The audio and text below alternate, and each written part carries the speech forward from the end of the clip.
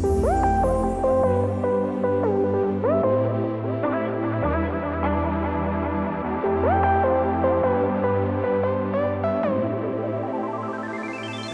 we are here today with a very talented duo from Ray White and New Farm, of course, Haesley Cush and Matt Lancashire, the dynamic duo. Of course, you're joining us here at our Chairman Elite Conference, and of course, the reason we are all here is to get the best of our leaders into a room and sharing ideas. Before we dive into that, I'm really interested to talk about the duo, the partnership. It's really hard to create a good partnership. I think you guys have done a pretty good job of it. How did that start? How did that come about, the two of you? Good to be at the conference. You lead in. It's great. I had an absolute ball last night. It was just being able to share with so many great people. It's just the depth of the network's unbelievable, and seeing different marketplaces across international markets. So we've got the Kiwis here as well, which has been really great. But back to our partnership. So I've known Haesley for, 40 years, Yeah. 35 years. How old are you? 41. Yeah, like over 35 years. Yeah, which is pretty incredible. It's a So long time. Haesley's a lot older than me. So he's my brother's age. So they went to school together a number of years ago. He went to kindergarten with my brother, actually. Yeah, Tarragindi Kindy in Brisbane. Get there. Great kindergarten.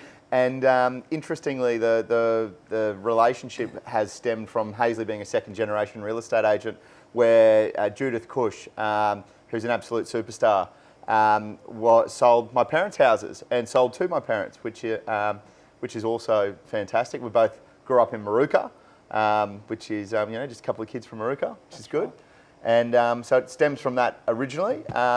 Haesley obviously has got a little bit more real estate time than me. You're nearly 30 years? Yeah, I think it's 27 years. 27 years, and I'm 16 years. So, so we ended up.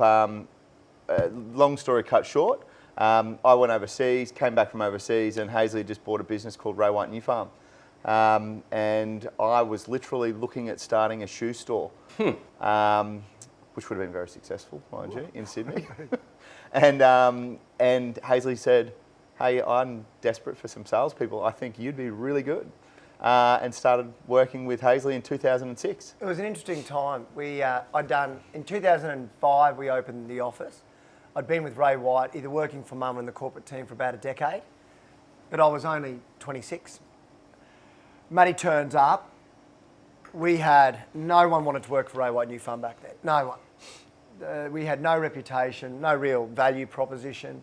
I knew Matt. He had a real estate certificate, and that was that. I sort of, yep, you got a real estate certificate. Breathe on the mirror, fogs up, perfect, you're in. You're in. And we started this great partnership. 2012, Matt was getting everybody, all the heads of all the 5 families of real estate from around the country are trying to recruit the great Matt Lancashire to open their business in New Farm. And our relationship was really close. Ambition had greeted Matt, and he said, "I want to be a business owner." And I sort of tongue-in-cheek said, "Well, buy this one," thinking he wouldn't. And to his great credit, he did. And he bought the sales business. I kept the rentals. I went back to the Ray White corporate team nationally for 5 years. And Matt took, which was a really good business at that time. It was the number 3 business in the state. We had about 40 staff. And Matt took what had a big team doing well, and he made it a high-performing team. So really added this amazing culture of high performance because he was a high performer. And and then in 2017, a number of different factors brought us together. His business was hitting a level that he needed more help, and I was at a stage with the corporate office and with a rent roll now hitting at about 700 properties of, I've got to pick a lane. Am I going to go down the corporate route, or am I going to go back into resi real estate? And that was the point we formed the partnership. And this is a great point, because you have had just as equally a successful career in the corporate world as you have obviously in the, I'm not going to say the real world, but you've been exposed to a lot of partnerships, which includes great partnerships, but it also includes a lot of toxic partnerships. And whether you're reflecting on your own partnerships or the experience that you've seen in other businesses, what is it when people are considering partnerships that you think they need to be aware of, consider, and really look for when it comes to a successful partnership? One of the reasons that Matt and I took such a long time to form our agreement is because I didn't think a partnership would work because I'd watched so many failed ones. That old expression, partnership's the only ship to never leave the shore. You know, they just always seem to fail. So we were very considered. We're considered of our wives are great friends. We're great friends. We're really considered of protecting that first. It took us six times at the negotiation table to bring it back together, and not all of it was financial. A lot of it was, okay, well, what are the roles and responsibilities, and are we in line with what we want to achieve, and what's the end game going to be? And it literally took 6 times at the table. And so there were moments where we'd go, okay, well, let's do it, and then, don't know. Then it was also for Haesley, who'd owned a business. I worked out at a point where I got the business to a certain stage where I was wearing all of the hats. Mm-hmm. So I was selling, started a rent roll, which was, I was trying to revolutionise the way property management was going to be, which was very successful. Yeah. I was managing a team. I was doing all the one-on-ones. I was doing accounts. I was running the value team, all of these things. And it got to a point where you go, okay, well, you got to make a choice. Mm-hmm. And you probably could do it all, but I started to miss meetings. I started to not stick to my commitments that I said I'd do. And then that brought a lot of anxiety back to what I was doing. And it got to a point where I thought, and Hayes and I started to compete out in our marketplace. And we were smashing them, but it's, no. That's not what the record But it got to a point where it just made sense to, and look, you go back to the thing of the partnership, you know, what makes a good partnership? And interestingly, we are yin and yang with everything we do. I wouldn't try to do what Haesley does really well, and vice versa. And we've got really strict sort of lanes that we run within the organisation. And with that as well, I don't cross in Haesley's lane, and he doesn't cross into my lane. And there'll be sometimes in a month where we have a week or two where we don't even really chat. Yeah. We don't need to. And this is a great point. Like, you know, a lot of partnerships start because perhaps you're two selling principals, you're two high performers, and usually break down because one excels more than the other, or perhaps the focus of one moves more in the business than on the business, and vice versa. Now, you guys have done that quite intentionally. You know, obviously, Matt, you're certainly leading from the front. Your personal sales business is continuing to shine, and Haesley, your leadership role, whether it be from the auctioneering front, the management front, they're very intentional lanes. Can you talk about, well, Haesley, let's start with you. Yeah. What are the lanes that you play? So one of the great joys we have is we both owned Ray White New Farm by ourselves. Mm-hmm. And we both got to a point where we didn't want to do that. And that's a remarkably clear position, because in every partnership you're going to have grit, whether it's personal or professional. And if you know that the alternative is we'll do it by yourself and you don't want to do that, it forces you back to work on the relationship. And so when we built this, we built it to last. And we keep saying Ray White New Farm, but today it's Ray White New Farm.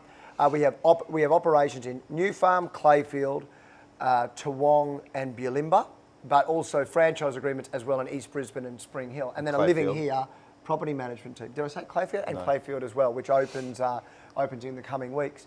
So my lanes were, I want to really lead the operations of the business like a coach in the dugout. Yep. And Matt is going to win every single game, even if he has to score every point himself.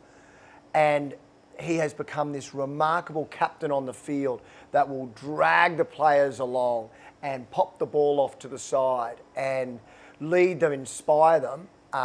And that's been a real part of the magic, right? It was at the start. That's 100% what it is. But at the start, for anyone that's going into a business partnership, you've got to actually realise that you've got to let go of certain things. Yeah. So, for example, inward focus to the business. So we've got 160 odd staff across the group. 130 odd staff. Yep. Across the group. Then internally, Haesley leads from the front with management, right? So there was a lot of anxiousness from me at the start from doing all of those things and handing that over to someone so if you did a survey across the group, who was our leader inward facing, right? And probably overwhelmingly, you'd probably say 70-30 would say Haesley. Yep. And that really bugged me at the start because it was like, it used to be 100%. And what that 70% has now done has allowed me to bring people up, to performance coach them, to get their businesses going. But if you look at outward facing to the market, if you said who owns Ray White New Farm, it would probably be outward facing reversed. Matt 70, Easily. Haesley 30. And that would have been a big probably hurdle for you at the start. But it's now just worked beautifully because we've let go of those boundaries and gone, do you know what? It actually works and who cares? I'm really interested about, you sort of allude to this, but removing the ego from the equation, right? And especially, Matt, I'll be interested to talk about, especially as Haesley starts to focus inward on the business, a lot of the salespeople that look at partnerships, well, they say, well, I'm generating the revenue, so therefore I'm worth more to the business. Can you talk about how that develops, especially in this high performance culture where, well, my role might be, like you mentioned, to score the points, but that means I'm still part of a leadership team that couldn't exist without me. Well, look, we do have a high performance culture, right? So if you look at across our group at the moment, we just got the figures yesterday, it looks like there's going to be 13 people that ride over $1 million across the group. So, and of that 13, it looks like there's going to be probably 11 of them that will end up being chairman elites, which is pretty incredible. Yeah. So I don't know how many businesses are able to do that. For me, I know what it was like being a salesperson myself, coming up through and working with Haesley on that. So I knew what it was like, what I needed, what I wanted to do. And interestingly, from when I bought the business from Haesley, I went in and did all of the things that I thought a salesperson, like the structures, everything we run, the value pod, all the value that we add to the salespeople to allow them to go and do what they do. So we've gone and created a model where our agents can come in and do as little or as much as they want to do. They could be, we don't have an expectation that you need to be a $1 million rider. We've got some of the greatest people in our group are $200,000 and $300,000 riders, and just amazing, beautiful people, which people love. So we've gone in and we've created this thing so you can actually go and be a high performer or not. And we support them on that journey. And Haesley, I would like to talk about the development of the business as a whole, and this certainly comes into, I guess, the role you play, which the difference between a lot of good businesses and great businesses is, can you make other people great? Now, you guys in your own right have earned your stripes, you've proven that you can do it, but as you've mentioned, your business now has more than 130 staff in it, and your ability to show that when people join your business, they become better. Can you talk about how that development strategy works, some of the support structures you put in place that bring someone through and actually creates them into their ambition? Yeah, I think, I don't want to downplay Matt's role as a leader. In terms of that captain role, he will do almost every listing with another agent in the business, and that will do two things. One, it will bring them income. Two, it will bring them learnings, great lessons. And thirdly, it'll expose them to more listings and more opportunities. So he's asking questions of vendors and buyers and servicing and marketing at a level that they haven't done. So they're getting into new clean air. They take those learnings, they do it. And so he's really got that practical on the ground training. Internally, we have lots of training. We have, I would probably think every second day. One of the biggest complaints inside of our group is there's so much training, there's so much on. And when someone joins us from another group, they laugh at hearing our people complain about that's the biggest issue, where they're coming from businesses where there is no training. It's a sales meeting and it's a conversation about stock. We don't do any of that. This Friday we'll do 2 hours on how to work the floor at an auction. Today in our group we're interviewing someone online. On Monday, Matt and I ran a session on understanding market movement and how, a professional surfer can't judge the conditions, change the conditions of the surf. They've got to surf to the conditions, same as us in the market. So it's at such an important point. Real estate as a salesperson, every agent knows what to do. Mm-hmm. The challenge is whether they do it. I believe most principals, if they sat in a room with a piece of paper and a pen, they would be able to write the perfect structure to get their business to work. It's not that hard. Mm-hmm. We just ensure that we live it. We don't book meetings and not go to them. Mm-hmm. The auction meeting has happened every Thursday since 2005 at 2 p.m. It's never changed. It won't change. because it's part of the wheel that works. So yeah, we have heavy training structure, heavy support structure. And relevant training across to what's happening in the market. and also to the categories of the agent of where they're at in their career. I love this. So you guys talked about this yesterday to the network about how you do categorise and you put agents at the same stage of their career together so the learnings are right. Can you talk about that? This was a Matt thing. So you did it pre-Prems, Prems, Elites, right? And Wolfpack. And the Wolfpack. How did that work? So we all categorise it based on the, obviously the Premier Elite chairmans. Yep.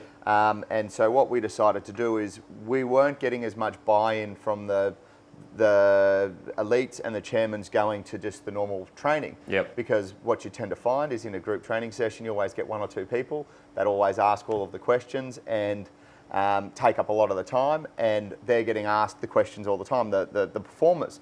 So we decided to break them down into categories. And so and we made it a bit of a fun thing as well, where if you become an elite performer, you get to go, we do an elites breakfast every month where we all sit down and we go through all of the challenges that we're finding, things that are working. We have a set agenda where when you go in there, it's not a waste of your time. Mm-hmm. It's you going in there to get good quality content from your peers that are doing the same, if not more. Yeah. So we then categorise that with, we take them away for an event every year called Strive. So I would say most of the agents are just as keen to get a ticket to Strive than be just an elite performer. And it's a trip away, we go, we wine and dine, we do all these things, we go. We used to make it about going and seeing speakers and whatnot, but now it's just, let's go and have fun, let's go and, because we're all friends within the organisation. It's amazing, like we've got this culture now where everyone is friends. And it's, so to get that ticket to go is just such a huge thing. And we get text messages yesterday from a couple of our staff, I'm 20 grand off, I'm 20 grand off, I'm going to make it this year and all those things. Love so it's really great. And then we categorise it again into the pre-prems, or the prems, which we try to get up to elites. So Haesley looks after that group. Once they get to elite, I take over and look after that. And then Haesley looks after the associates, which we have 26 associates in our group. So it's not just recognition, it's a little bit of ambition, but this also segues really nicely into the reason we're here at the Langham, right, which is peer learning. And I'd love to talk about specifically you guys as principals and the value and importance of surrounding yourself with other principals and leaders that either are at your level or the very few which might be above where you guys are. What are you taking and what are you looking for from the last couple of days of networking with these other elite principals? So, because I had a decade at the corporate team, Matt always teases me because I get all frothy about coming to these conferences. I love my relationships with other Ray White principals. Walking into this conference, I've known Andrew Bell, for example, for a decade. Someone, might have even been you or Avi Khan, said to me last night, oh, when did you first meet Tony Romanos? I said, oh, that was 2001. We were at a conference.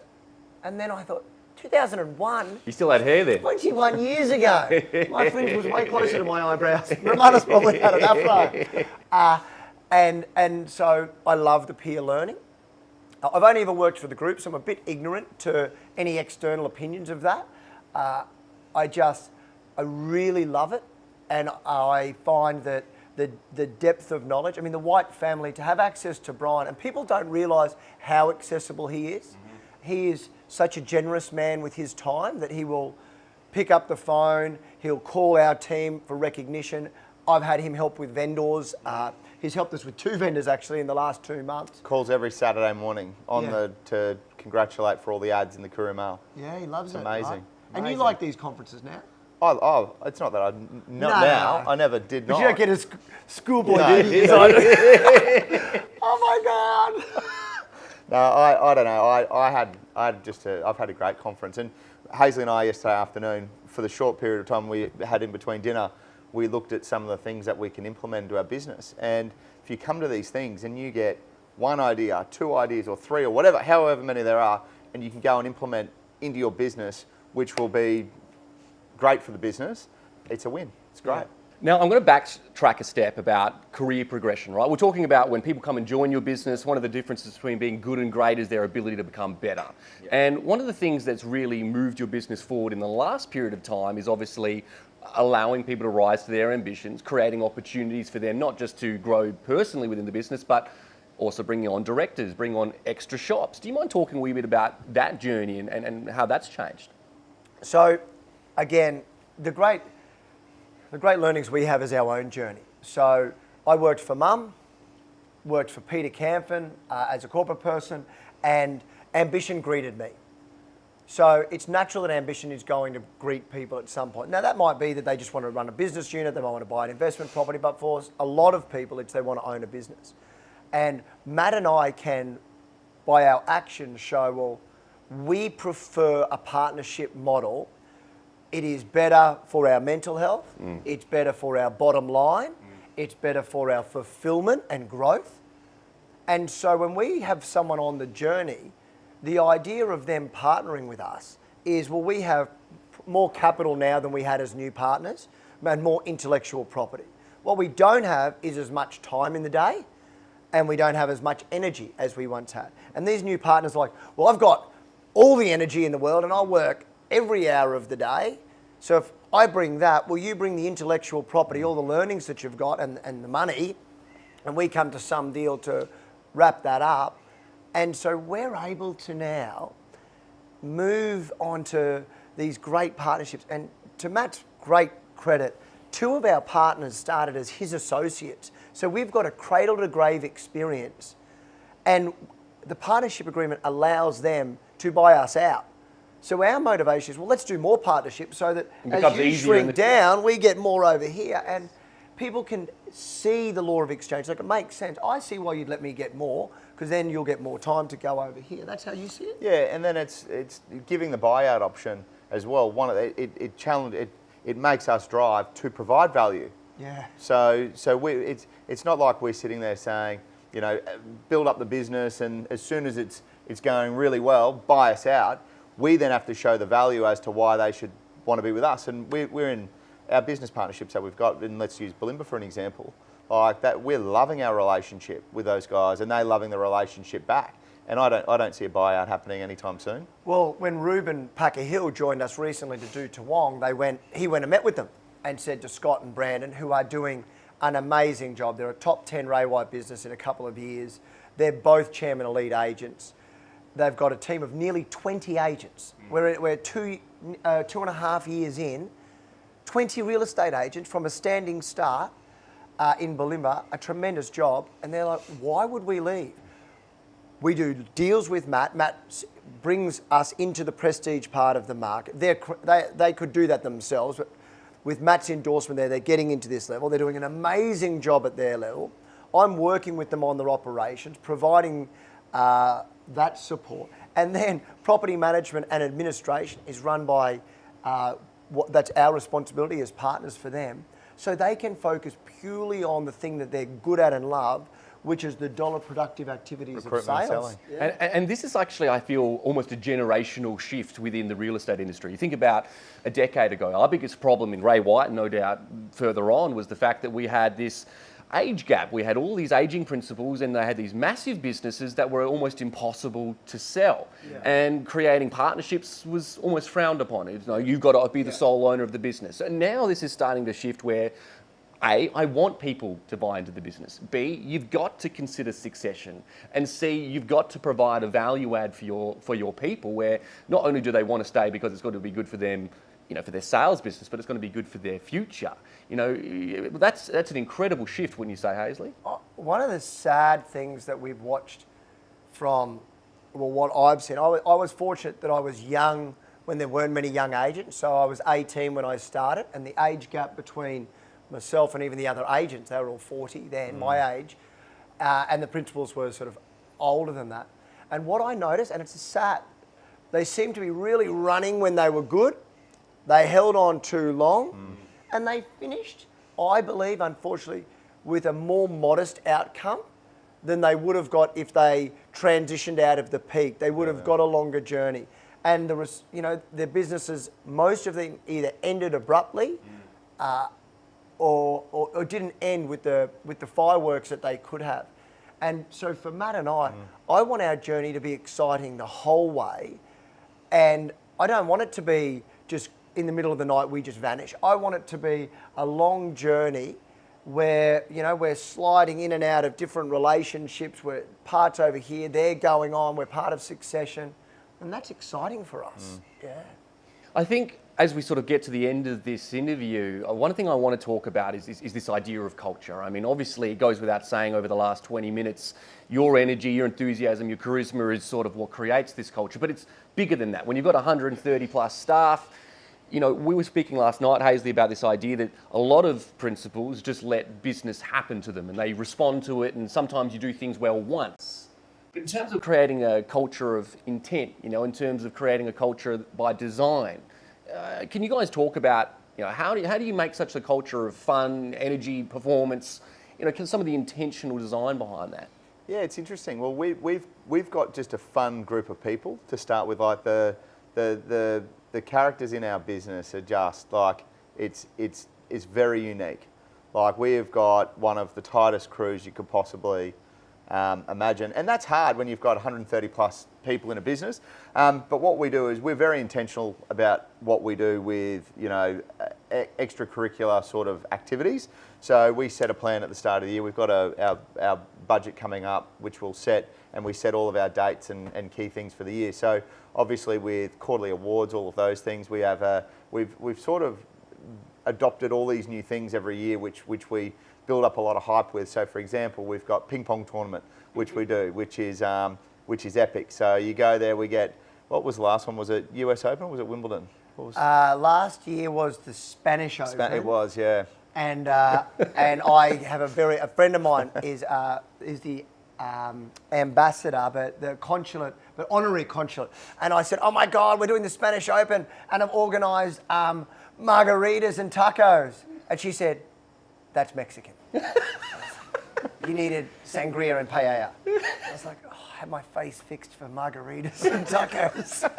So we do all of those things. We do, obviously we have a lot of competition. So we're running one at the moment called the Ultimate Agent, and it's all the teams. We split everyone across all of our group, all of the leaders across the business, from property management through to the leaders of the businesses. We split it. We randomly draw people and put them in teams. And I'm smashing Haesley's team at the moment. You are, that's it's right. Smashing. After a very poor performance last year. So we've got 2 weeks to go, and it's all KPI driven. Wow. So it's a really good interaction between sales and rentals as well. So And admin as well, and brings the whole group together. Yeah. And it's very competitive. So the winner of the Ultimate Agent ends up going to a big lunch at Rickshaw's down the Gold Coast. And that's just bragging, right? It's really. I've won it once before. Have you won it before? I have, actually. Okay. One of my favourite things about everything that you do, and I don't know whether it's by design or just by chance or by personality, but you manage to turn somewhat everyday events into extravaganzas. And this is a great story of this, but I even think about something as simple as an auction event. Everyone runs auction events. There's lots of things, but for example, the Auction Under the Stars event, amongst other things. Can you talk about how that works and how that excites the community, your agents, and ultimately the results at the end of the day? One of the great parts of our partnership was structure, consistency. That's what I brought to the business. Excitement and big events is what Matt brought to the business. So I would have brought in, we're doing auctions, we're doing them monthly, here's the budget, here's how we're going to do them, this is going to be clinical, this is how we'll get the good result. Mm-hmm. And then Matt sprinkles the magic dust across it and says, let's make it Auction Under the Stars, let's promote it this way, let's get it catered, and so that creates, that's where the real magic comes. And to Matt's great credit, he came up with the ping pong, he came up with the Auction Under the Stars. And that element of fun that comes with it is really born out of the salesperson's mind. But the salesperson's mind in that regard will do it and then go off again. And it's the other partner's job, my job, to go, okay, so we did that in March. We've got to book that in for March again next year. When's it? November. Let's do it November again next year. But it really is a credit to Matt and that creative marketing side of his brain that really brings that pizzazz. And we've got a events manager as well, Holly, who she gets it all done. She turns the idea into the reality. Yes. Absolutely, and she's very good at that. Yeah. And she will tell me a lot of things that we won't tell Haesley Yes. as of what things will cost, and just get it done. So remember our Christmas I party? remember, clear as day. Haesley's like, oh my God, I can't believe this venue did all these flowers for this in the flower wall. That is just amazing. And Holly's like, don't tell Haesley. It is good. We've got, so the fun coming into it, I should point out that new partner of ours at Ray White Clayfield is a gentleman by the name of Nick Given. And Nick was one of the associates I spoke about that started with Matt. His great mate is Scott Darwin, who owns Ray White Bulimba. They knew each other from when they were children. Scott's wife is Holly, who is the event planner. She's currently on mat leave at the moment. And Lisa Paul, who's a very well-known administrator across the Ray White Group, has stepped into her shoes to do both of those jobs while she's on mat leave. And you've got all of these people that are coming together to really just lift each other. So Scott's with Nick, Lisa's helping Holly. And I think that happens the whole way through the group. When people see Matt and I leaning on each other, whether they're deficiencies or just time doesn't allow capacity for us to do that job. And it really is wonderful to see that uplift. So when you are watching on Instagram or something and see the fun and excitement of an event, there's hundreds of little arms, little legs, all lifting that up to make that happen. And I think we really accepted that we don't want bigger slices of pie. We want a bigger pie, and everyone benefits from a bigger pie. And creating an exciting culture is everyone's job, and everyone benefits. Because if they don't buy in, we like every group. You have people who don't buy in and don't come along. Like this conference, there'd be other chairman elite business owners that said, I don't do that. Well, what are you getting? You know, like come and dine and enjoy what we've got and share from the knowledge pool. And yeah, that's what we find as a group. The big events come from a lot of people's buy-in. Love that. Well, gentlemen, this has been an incredible 30 minutes. You know, we're going through the power of an incredible partnership. You guys have a great story. It's no surprise that you're the number one business in Queensland, and the journey onto being the number one business, no doubt, in the network is only a short while away, but you've got some stiff competition ahead of you as well. Gentlemen, we appreciate your time this morning. Thank you, Tim. Thank you. Cheers, mate. Thank you.